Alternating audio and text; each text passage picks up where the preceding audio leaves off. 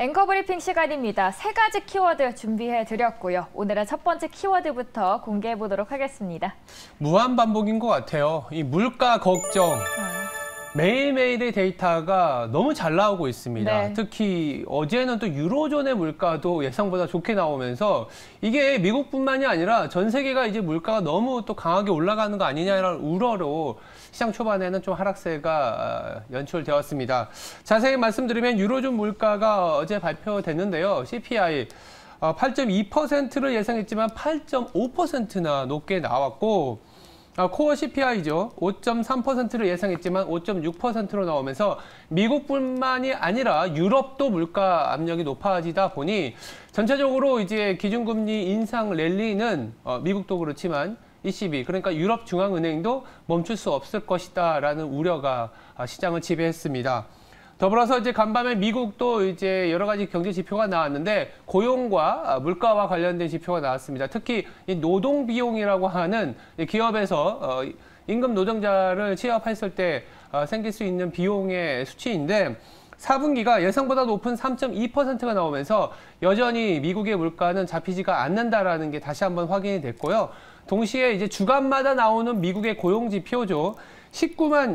그러니까 신규 실업 청구 수당 건수가 원래는 전주 대비 좀 악화될 것으로 봤는데 전주보다 더 낮은 수준, 그러니까 19만 건으로 나오면서 여전히 핫한 고용시장을 나타내게 됩니다.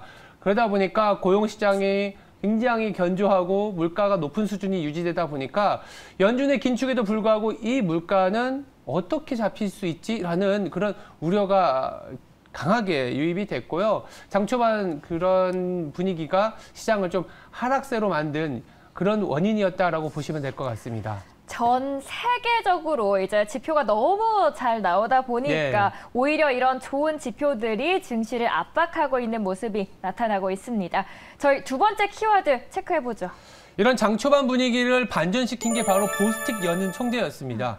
물론 지금 투표권은 없습니다. 네. 없습니다만 이 장초반에 말씀드린 것처럼 유럽과 미국의 물가가 상당히 스티키, 즉 끈적끈적함에 우려를 했었던 시장이 장 중반부터 반등이 나왔는데 공교롭게도 이 보스틱 연은 총재의 발언 이후에 나오기 시작했습니다. 왜냐하면 보스틱 연은 총재가 3월에 대해서 25bp, 그러니까 시장에서는 최근에 물가 걱정으로 인해서 50bp로 인상의 강도를 더 높이는 거 아니냐라는 우려가 있었는데 그래도 우리는, 그리고 나는 25bp를 여전히 지지한다라는 얘기를 해주면서 약간의 시장이 안도 랠리게 나타났다라고 보시면 될 것 같고요. 더불어서 한 여름 중반에 가서는 이제 금리 인상을 좀 멈출 수도 있다라는 얘기가 나오면서 그렇다면 지금 시장이 너무 좀 우려를 했었나? 이런 어떤 안도가 나왔고, 그렇지만 여지는 않겠습니다. 25bp를 올리긴 하겠지만 데이터를 조금 더 봐줘야겠다. 그래서 3월 중순에 나오는 미국의 물가가 그래서 더 중요하지 않겠냐라는 생각은 하고 있습니다. 여전히 시장은 지표를 보면서 우려를 하고 있고 연준은 의원들의 한마디에 좀 시장이 등락이 거둘 때는 약간은 조심스러운 장세가 연출이 되고 있다. 이렇게 보시면 될 것 같습니다. 25bp일 수도 있고 50bp일 수도 있지만 앞으로 나오는 데이터를 통해서 정확한 지표가 확인이 될 것 같습니다. 자, 저희 마지막 키워드 함께 확인해 보도록 하겠습니다. 이런 거죠. 답답한 장세. 물가도 걱정이 되는데 여는 총재마다 조금씩은 멘트가 다르다 보니까 상방도 그리고 하방도 여기 조금은 좀 막혀있는 시장이라고 할 수 있겠죠. 지금 100포인트가 안 되는 수준에서 벌써 1월 말부터 지금 3월이 되어 있는데 한 달 반 이상 답답한 장세가 연출되고 있습니다. 물론 그 안에서 코스닥은 상당한 랠리를 보여줬는데 이 지수가 움직이지 않다 보니까 종목 장세가 더욱더 연출이 되고 있다라고 보시면 될 것 같고요. 당분간 그리고 3월 23일에 연준의 금리 결정 이전까지는 이런 흐름이 더 이어지지 않겠냐라는 게 시장의 중론입니다. 2,400에서 2,500의 어떤 답답한 시장 흐름은 더욱더 유지되지 않을까라는 생각이 들고 있고요. 어제 나왔던 이제 반도체와 관련된 노이즈, 여러 가지 정책들, 미국에서 나오는 정책들이 한국으로서는 조금 더 이제 고민에 빠지게 하는 시장이었기 때문에 3월 남은 2주 동안도 약간 답답한 장세라고 보시면 될 것 같은데 그래도 여전히 시장에는 기회가 있다라고 볼 수 있는 게 지금 우리가 밸류에이션을 많이 보잖아요. 네. 2,400만 깨져도 사실은 0.9배 이하로 내려가니까 외국인들이 매수가 조금씩 들어오는 이유 중에 하나가 업종으로 보면 지금 금융위기나 코로나 팬데믹 수준보다 조금은 낮지만 여전히 그 어느 때보다도 낮은 가격에서 거래되고 있는 업종들이 상당히 많습니다.